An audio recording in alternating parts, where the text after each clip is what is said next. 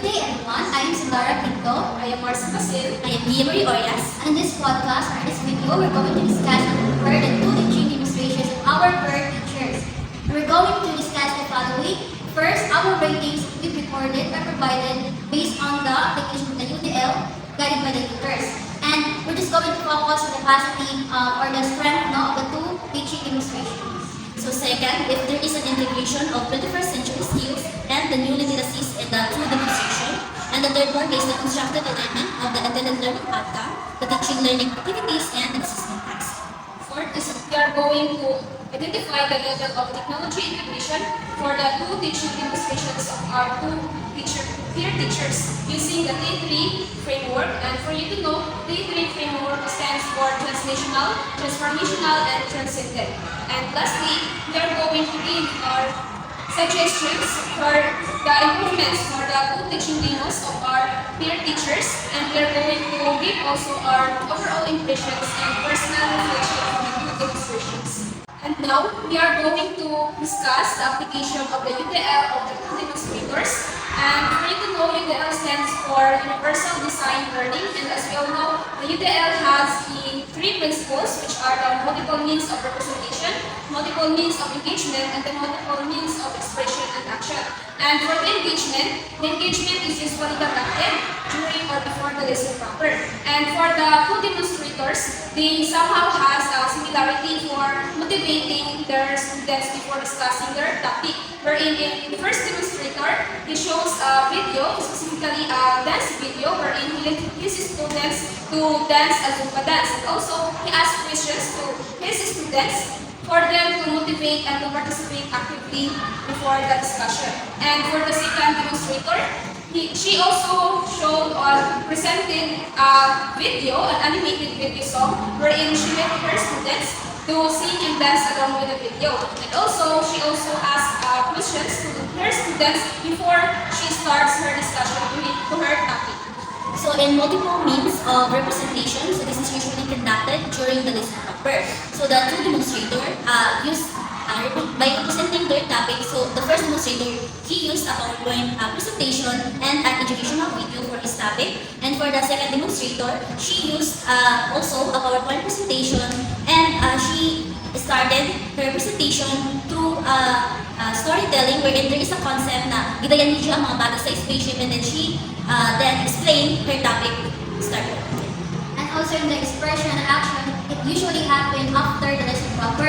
So sa action and expression and action, in the first demonstrator is they let the students write an essay about the importance of sun, on the earth, and also the living things, and also it includes the layers of the sun with brief description. And also second is he let the students make a poster based on their imagination and also based on their own personal.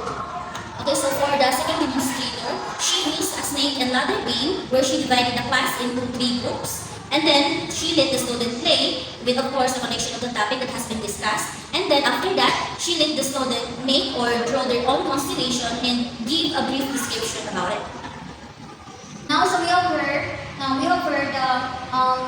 the uters. So, tag-print lang namo ang katong uters, ang itagkat namo ang katong mga sample sa number 6, na 1 to 6, tagkat lang namo ang katong ratings na number 3 and number 2 because we're just going to focus on the positive or positive feedback in the two demonstrator. So, now let's start from Gia. So, The first demonstrator, the first demonstrator, this is before the lesson proper. So it's about number 7. It's about increases predictability in class and activities that will follow, such as sharing schedules or schools. So here I give the first demonstrator a ratings of 3 points.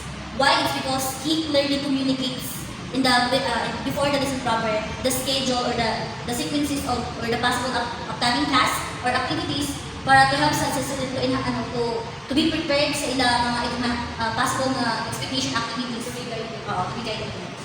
So yeah, 3 points.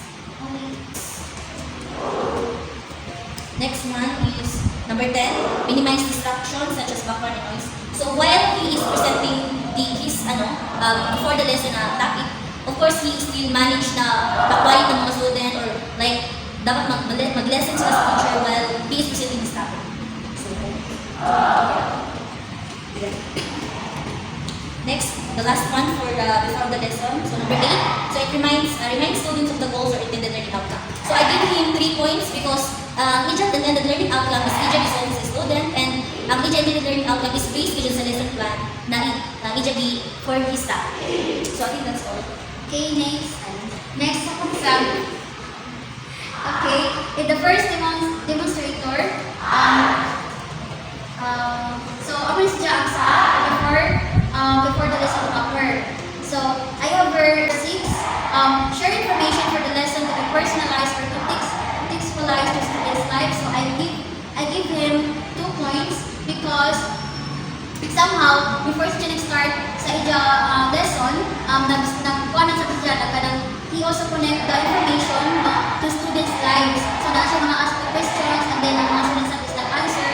So naging attempt to personalize the content to make it more relevant, no? Para magaling mga students is maigan niya kay ano ka ba lang kay ngani mo share sila. Oo.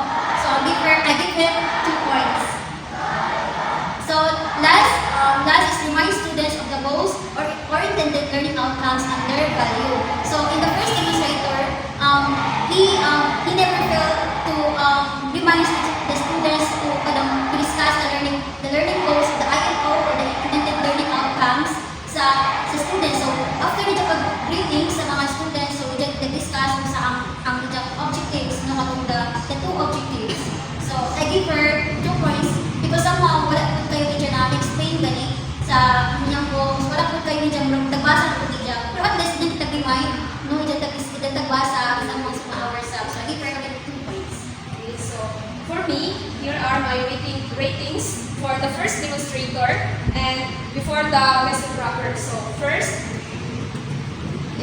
number 8, reminds students of the goals or intended learning outcomes and their value. So isa sa ako taganahan sa first demonstrator is that he presented the learning objectives before he start his discussion para guide ang mga students sa unang mga topic or unang discussion all about, and especially sa mga possible activities na ipakantak sa ilan ng ilang teacher. So I give him 2 for that. And next is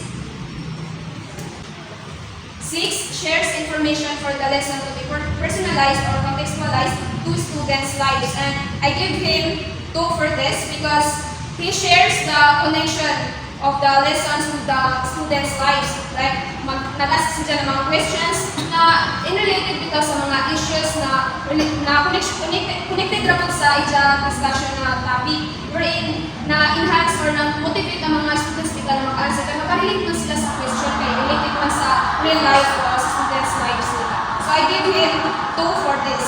And next is number 5, invites students' personal responses, evaluations, or self-reflection on the motivational task or activity. So isa sa na question ng first demonstrator is about sa different mga questions na hamok. So atong mga question, it really enhances the students to think and to explore or to find answer na based sa ila personal opinion or personal responses and sa ila prior knowledge kaya ko kita na discuss before discuss sa lesson proper. So I give him 2 for that. Okay, so next one is then during lesson proper. In the first demonstrator we have all. So start again to Gia. During lesson proper. So this is during the lesson proper. So first is the number 15. Describe in a written or spoken manner all images, graphics, video, or animation used for developing student comprehension. So I give him ratings of 2 because based sa ija mga percent, of course, naaman ito mga images and sa ija pagbuhat sa during sa lesson proper is ija di-explain itong images, especially itong video or documented educational video na narito ang about sa topic sa SAN. So after that, ija di-explain ito kung sa mga narito sa video and so I give him 2 for ratings. Next is written illustrates key concept or procedures of multimedia. So mo itong bilang ko ganina nagamit siya o educational video gikan sa internet then ija gipa ijaging pa sa projector tana, but may burn out, so ijaging ka pasend sa social media. So still, I give him 2 points because nag-effort gihapon. So next one is number 20. Highlights big ideas, patterns, or typical features in a relationship. So I give him number 2. Kay even though while nag-explain si Jess sa katong topic ninja, is naagaw mo siya natugaw, na siya na-clarify na mga, di ba nung big ideas, pero at least naagaw yung gamay ng mga ideas na i-dyan na share sa student. So still, I give him 2 points. The last one is number 18, uses multiple examples or prompts student to emphasize critical aspect. So I give him a rating of 2 points because naagaw mo siya ipakita ng mga examples, dili na sa video, dili na sa pictures, especially sa katong assessment class na hinuonon, which is i-provide ang mga pictures sa saan na yung mga poster to different poster na para sa mga makakatag ideas sa student na ay kanya ang hinuon. So, at least nasa na inspiration. So, I still give him 2 points. And that's all for sorry. Okay, and moving on, in the journalism paper, the first demonstrator, I have heard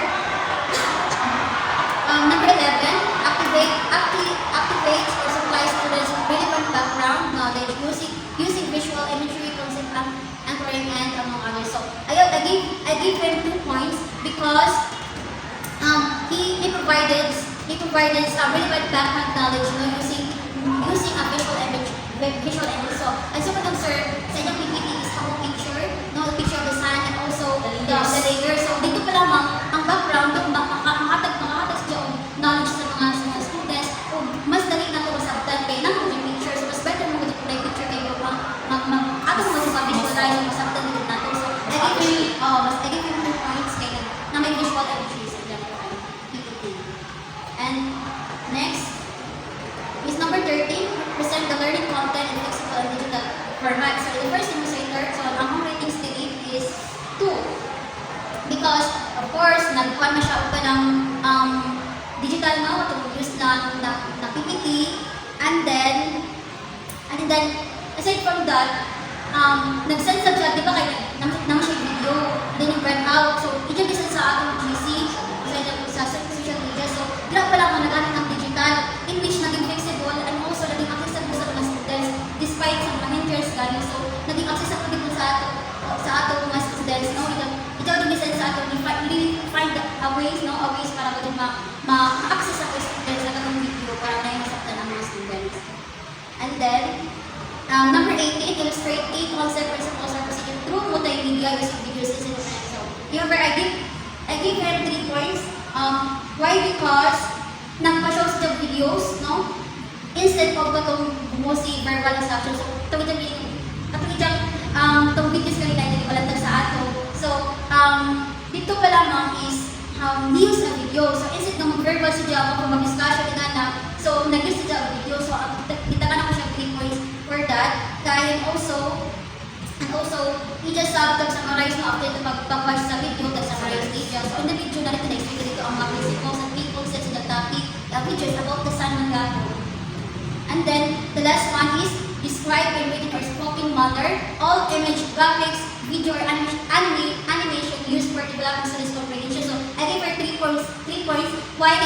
After niya pagparanta na ito sa video, i-jagad describe in a spoken manner. In a spoken manner, ang itong video kita summarize, sa dito, sa video. So, tagtagangan ako siya 3 points.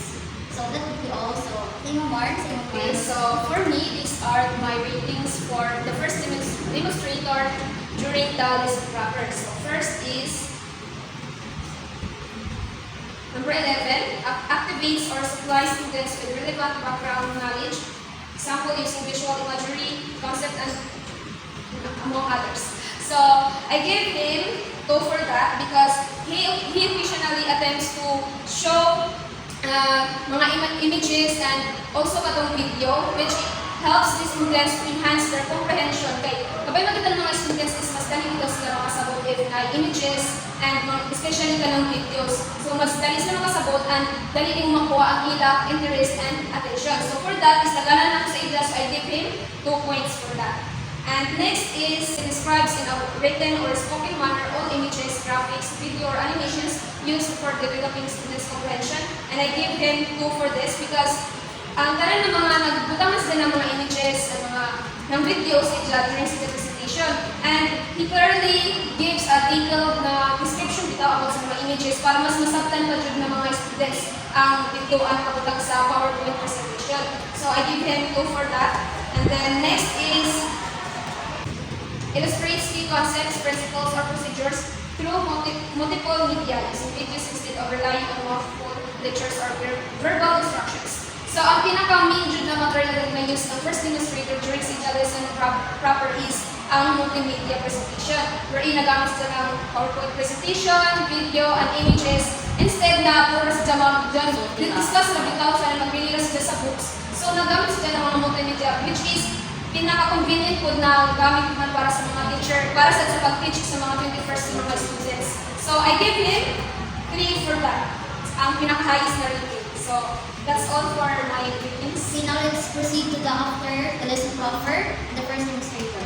So I will be the one to rate this after the lesson proper.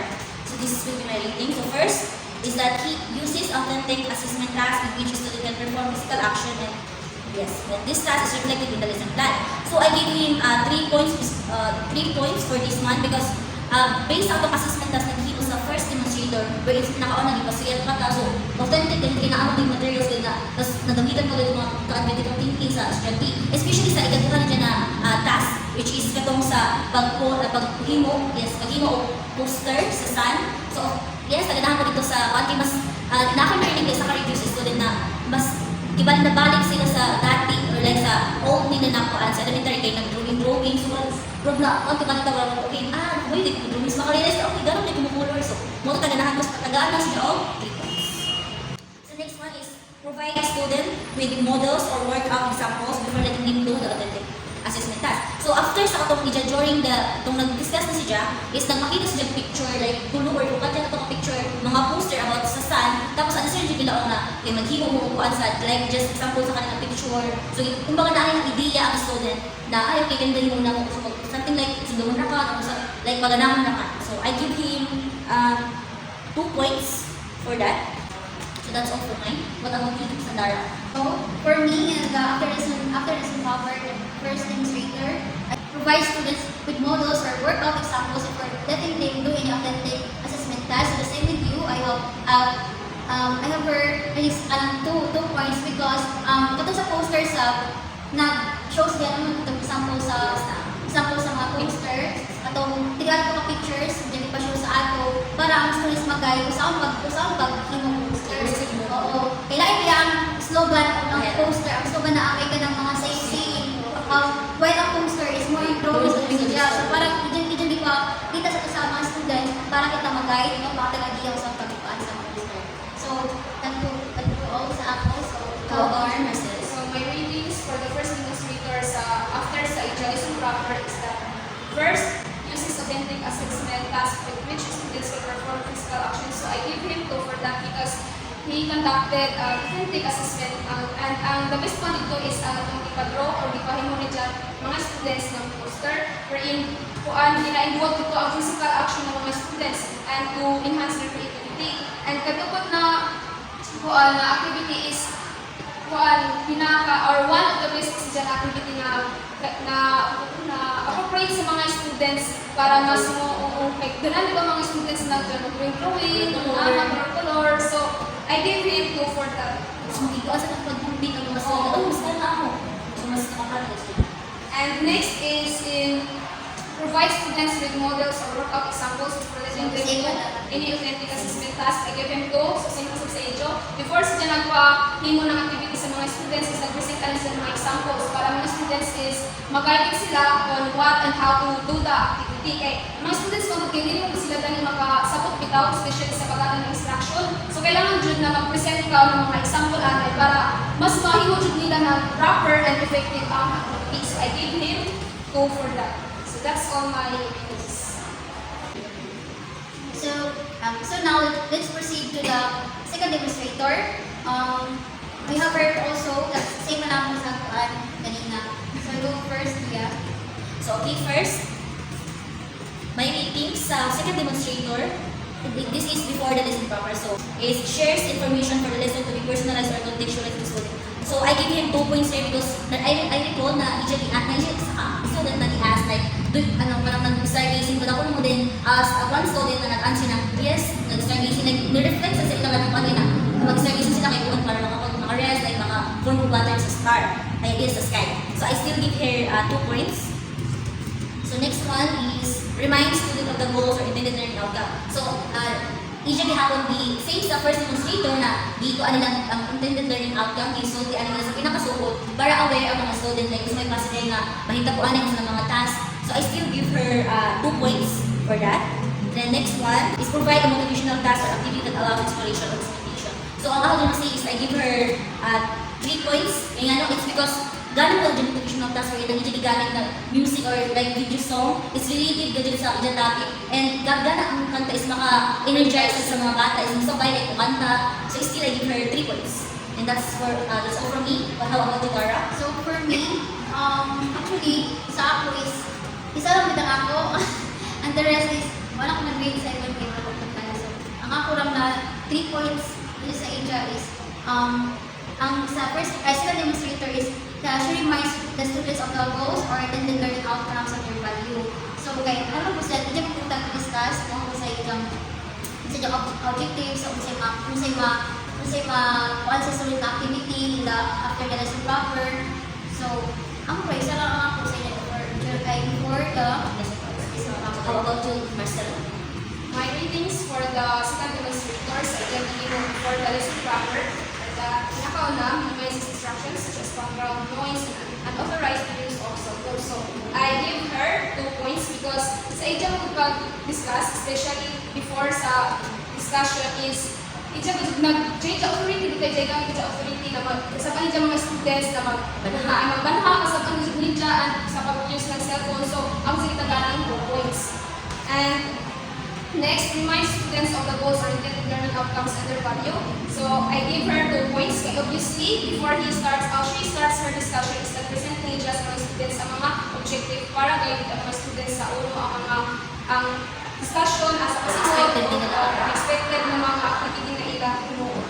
And next is provides a motivational task or activity that allows for exploration or experimentation. So, I give her 2 points for that. Atong isa sa example ini is itong pagpapita na dyan ng video song about related na sa ija topic which is activate sila sa prior knowledge sa mga students about sa topic na i-discuss. That's all from my meetings. Okay, let's proceed to the third lesson proper. So, I'm going to rate this. This is during the lesson proper. So, first is presents the learning content in a flexible digital format. So, ang ato second demonstrator, she uses also TV, big PowerPoint presentation para mag-present the topic. So, I give her 3 points because engaging sa ito ang gana ko sa PPT and I like the way she manipulate that PowerPoint presentation. Last one is to activate or supply sa student with relevant background knowledge using visual imagery, concept, and curriculum. So I give her 2 points for this. So para kanina, as I said na nasa mga image or mga pictures like nakahatag sa background knowledge para sa student to activate their prior knowledge. And I think that's all for me. How about you, Sandara? So for me, I have her number 19, the journey is proper. Uses multiple examples or prompts students to emphasize critical aspects of the lesson. So I give her 2 points because she also give examples sa atong mga paggaling, mga types of presentation. Nag-example ba sa kanang kung kita ba ko na nakakontag mga sa sky gani, nakita na ba mo nga in real life pa nakita na mo nga presentation na mag-stargazing ta, di ba kung stargazing ta maka-connect matawta. So she also give an examples no sa mga students. So I give her 2 points. And then so I have her number 11, activates or supplies students with relevant background knowledge using visual imagery. So I give her 2 points because nakuti mga picture na nasa PPT in which dito niya nagpakita na siya sa mga example para makakonta ko sa informa sa ARIS, sa ORIS, o sa ganyan informa na translation. Oo. So I give her 2 points. So how about you, Marcel? So my ratings for the second demonstrator during the lesson proper, first for presenting the learning content in a flexible or digital format, I give her 3 points for that because she uses a PowerPoint presentation which is very accessible sa mga students nowadays instead na magbinira sa books. So mas hamok makakita ka ng students sa gina-present na information sa teachers. So, give her 3 points for that. And then next is describes in a written or spoken manner all images, graphics, video, or animations used for developing students' comprehension. So and I give her, by the way, 2 points because nag-use sa presentation, PowerPoint presentation, and she uses images. So, gina-explain niya itong mga image na i-insert sa PowerPoint presentation because dili ka ng mga students is makasabot sa maglantaw dito sa images. So, kailangan dyan sa teacher, you need to explain the images as well para mas masabtan sa mga students. So, that's all for For the during the So lesson. let's proceed to the after na lesson proper. So, okay. Let me... So, my ratings in the second demonstrator, this is after the lesson proper. So, number 23, present assessment checklist and scoring rubrics to further set expectation. So, as I remember, as I recall, nag-present si Joe mga scoring, even though na iba na ang mga estudyante paghimo sa katong about sa own version of Constellation, nag-present siya sa rubrics like what pinag-voice makuha. That's why I give her 2 points. Next one is uses authentic assessment task in which student can perform physical action. So, ang pinaka-highlight dito is itong snake and ladder game na kuan ka ng assessment task dito which is engaging sa mga student like pag-roll sa guys, mas makuan, mas mukuan kung pinili ng mga student na okay, mahuman yan. If they sa makuan, magkakaw sila sa question, din na question, ba't naman sa point? So, I still give her 3 points because it's very fun and interesting. How about you, Sandara? So, for me, I have heard number 21 uses authentic assessment task which students can perform physical actions at this task are duly reflected in the lesson plan or outline. So, in the second demonstrator, na-agree naka-perform dito ang mga students, no? Now, the physical actions of medium game, no? Itong Snake and ladder. snake and ladder, in which na-enjoy din ang students na hyper-interaction, collaboration, she divided into 3 groups ng mga students. So, nakakalitoi physical actions. And also, ang pong snake and ladder, na-concept siya sa kanang sa outline, di ba? Nasa ito ang parang ILO na magpagawa siya sa mga students. And then, I give her 3 points for this. And then, second is number 22, present materials such as templates, worksheet, guidelines, and equipment or technology improvement. So, I give her 2 points because after sa katong after sa proper, so nagpakamito siya o ka ng sa kani, nagpakuhan siya o katugaling constellation, nagpa-draw no, so naghatag siya worksheet sa ato, then in which katong kung nakita ko na-provide mo, hindi kita ang nagpapakit, so na-provide siya o Printed. worksheets o and then also, okay, that's worksheets sa katong constellation. So bitangan ako siya 2 points. And then, last is present assessment checklist and scoring rubrics to further set expectations as well as performance all performance and products. So, in the second demonstrator, wala kang sa gusto nag-fail pag-atag sa rubrics, no? Para manilagay kung usap dapat ng matter sa kanyang activity. For example, sa right eye, make your own constellation sa lagay ng creativity, originality. So, nag-ijab ko na kailangan na in your own parang reference. So, kami nakabalong kami nga, ay, dapat ikaw din maglahi ka dito, dapat ikaw din sa mag-search kay own man nakuan. So, kani, na-inform ka kung isa, tagaan ko siya 2 points. How about you, Marcel? So, my ratings for the second demonstrator after the lesson proper first is that presents assessment checklist and scoring rubrics to further set expectations and standards of performance or products. So I give her 2 points for that because before she give the instruction or after she give the instructions for the activity, she also presented and tell the students the rubrics para guide ang mga students sa activity.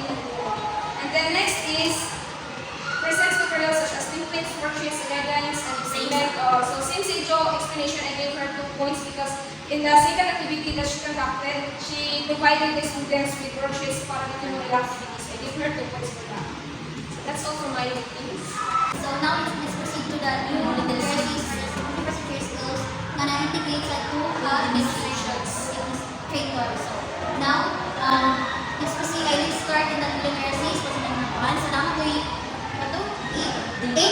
literacies. But we only, naaraming piling na nakita. So, then, so let me do it first. So, ang mga nakita is, naas siya yung technology literacies, wherein nagamit siya ang laptop, kaya yung choose sa project yung na time. So, hindi siya laptop and also cell phones para mag-send sa video dito nakita ang mga, nakita ng mga video ang mga students. So, apel dito ang technology literacies. Okay, and also natin to digital literacy in which first is the PowerPoint, naging ko na first present is a laptop, and then second is the messenger, in which video i-send sa atong GC. So, Also, Telegram, nag-send sa Telegram.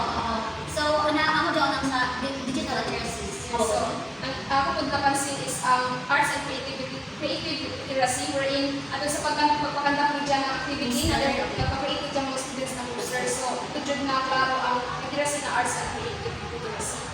Okay, so to the second demonstrator. So, in the second demonstrator, first Again, so same naman sila. So, I can see na nausap sa mga technological literacy hapon, wherein nagamit siya ang TV, television, laptop also, and also cell phones. So, that's all I can say. And then also, the same as sa demonstrator sa digital the PowerPoint. So, amo lang. Part of presentation. Messages, I will telegram sa mag-send video na. Ako sa talaga ito pag sense yung lesson plan para kami mag-guide me, para ma-inform, kung sa mga aming projects. So, same po sa first demonstrator na ako ng art and creative literacy wherein ito sa atong natagpahin mo dyan ng students na constellation nila. So now let's proceed to the sa alignment katong the ILO, the attended learning outcomes, the learning activities, and the assessment class. So the first demonstrator, So, the first item of the first demonstrator is describe the sun, the benefits of the sun through an essay. So, in teaching learning activities. so yung teaching learning activities is nagpa-consider, first is nagpa-view siya sa video, hindi nga nag-discuss o nag-summarize kung saan ako sa video, and after that, pag sa video, diyan nag-discuss ka about the sun, discuss on the importance of the earth, and through PPT, and also, nag-consider ka ng mga layers, no? Discuss niya ang some layers of the sun, and also, the examples, yung layers of copper, diyan dito, ang examples of poster ganyan. Murag ito ka na present no, para ang student mag-guide mo kung saan pag-play the poster. So, sa assessment class. Sa assessment class na i-jalikan ta is ipasya ng mga students ng essay na with a question of what is the sun and its benefits to the living things and the earth and especially the layers of the sun and its descriptions. Align din Align din. yung first objective sa down sa ILO sa teaching activities sa assessment class. Now, sa ijaz second objectives is to create a poster about the sun using their own imaginations. So sa ako sa teacher activities nila sa ikadua sa basta ito nagpa-present siya no? Present siya sa mga image ng mga picture, examples sa poster para mag-guide yung students sa umating sa poster. Okay. So sa ito po, activity na itantak sa second na objective is ipahimulit lang mga students na poster wherein na kung ano to ang objective na use the imagination o ng mga students para mag-create na creative na poster. So, align gihapon ang ato. Sa akin, align yun sa ILO, sa teaching activities, sa assessment class. So in the second demonstrator, the ILO niya is So, the first major objective sa ILO is to play the snake and ladder to identify the concept of constellation. so ang sa iyang teacher learning activities, yung first niya dito is to demonstrate or discuss ang mga constellation listed by the International Astronomical Unit, example ang Aries, the Orion, and then the Mga big deeper. then for example sa mga constellation, ang may sa first niya, nabutang sa lesson plan. Okay. Sa ito po, first assessment para sa first objective is ipaduwa ni mga students ng snake and ladder wherein i-divide ni mga students into 3 groups. So, mag-i-ja po ang Which is makita natin na align alay sa ija objective, first objective. So, moving on sa ija second objectives, which is outlining their own constellation on a worksheet to help them develop their creativity. So, sa ija teaching activities, Yung activities niya, di ba, pinakauna is may examples ng sa constellation. Ang ikaduha niya is discuss niya kung saan constellation, sa purpose ani, and also the variety, and also discuss niya yung variability. Naman din gusto na also the variability and differences over a various seasons. So, ang nabasahan sa lesson plan sa mga teaching learning activities. So, ang ija po second assessment na ikantak para sa second objective is nakatagan ni mga students ng worksheets para ito nila may kuha na nila ang next activity which is katong mag-create ng pattern nila, own pattern na nila constellation with a brief description sila constellation na nila. Okay. So now let's proceed to the level of technology integration of the two teaching demonstrators. So, ang duha ka teaching demonstrators, to give you a brief background about sa T3 framework. T3 framework stands for Translational, Transformational, and Transcendent. So, ang two teaching demonstrators, ang ilang level of technology integration is on only in the lowest level of the T3 framework, which is the translational.